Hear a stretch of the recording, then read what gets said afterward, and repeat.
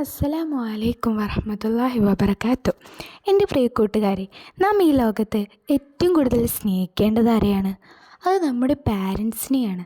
Parents are most loved ones in the world. നമുക്ക് ഈ ലോകത്ത് കിട്ടുന്ന ഏറ്റവും വലിയ ഗിഫ്റ്റ് എന്ന് പറയുന്നത് അത് നമ്മുടെ പാരൻസാണ്. ഏറ്റവും കൂടുതൽ അവർ നമുക്ക് വേണ്ടി ഒരുപാട് കഷ്ടപ്പെട്ടിട്ടുണ്ട്. നമ്മുടെ ഉമ്മ ഒരുപാട് വേദനകൾ സഹിച്ചുകൊണ്ടാണ് നമുക്ക് ജന്മം നൽകിയിട്ടുള്ളത്.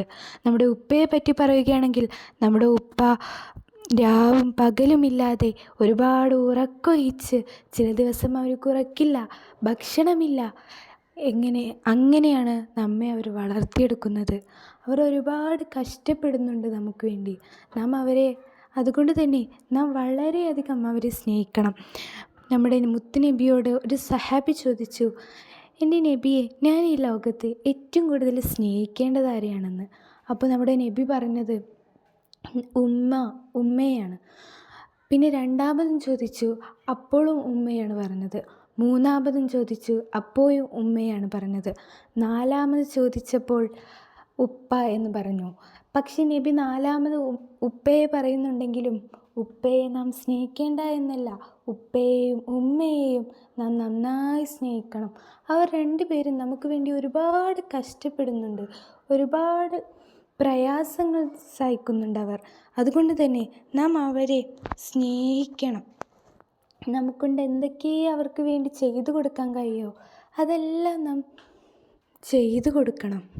നാം അവരെ സ്നേഹിക്കുക, അതുപോലെ നാം അവർക്ക് എന്തെങ്കിലും ഗിഫ്റ്റ് കൊടുക്കുക, നമ്മുടെ ഭാഗത്തുനിന്ന് അവർക്ക് സന്തോഷം വരുന്ന എന്തെങ്കിലും നാം ചെയ്യുക. അതൊക്കെ അവർക്ക് ഏറ്റവും കൂടുതൽ സന്തോഷം കിട്ടുന്ന കാര്യങ്ങളാണ്. അപ്പം അവരുടെ മുഖത്തൊരു പുഞ്ചിരി ഇല്ലെങ്കിലും പക്ഷേ അവരുടെ മനസ്സിൽ നമ്മോടുള്ള സ്നേഹം ഉണ്ടാകും. ആ സ്നേഹം കൊണ്ട് തന്നെ നമുക്ക് ഈ ലോകത്ത് വിജയിക്കാം. നമ്മുടെ ഉപ്പമാരെയും നാം വെറുപ്പിക്കാതിരിക്കുക.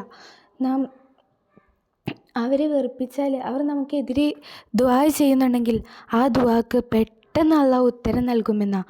അപ്പോൾ അവരെ സ്നേഹിക്കുക. നമ്മുടെ ഉമ്മാൻ്റെ കാലടിപാടിലല്ലേ സ്വർഗം. അപ്പോൾ ഉമ്മാൻ്റെ കാലടിപാടിലുള്ള ആ സ്വർഗം നമുക്ക് ലഭിക്കാൻ വേണ്ടി അവരെ സ്നേഹിക്കുക. നമ്മെക്കൊണ്ട് അവർക്ക് വേണ്ടി എന്തെല്ലാം ചെയ്യാൻ കഴിയുമോ അതെല്ലാം നാം ചെയ്യുക. നമ്മുടെ ഉമ്മാക്കും ഉപ്പാക്കും വേണ്ടി ദുആർക്കാൻ വേണ്ടി നമ്മുടെ നബി സല്ലല്ലാഹു അലൈഹി വസല്ലം തങ്ങൾ പറഞ്ഞു തന്ന ഒരു ദുആ ഉണ്ട്.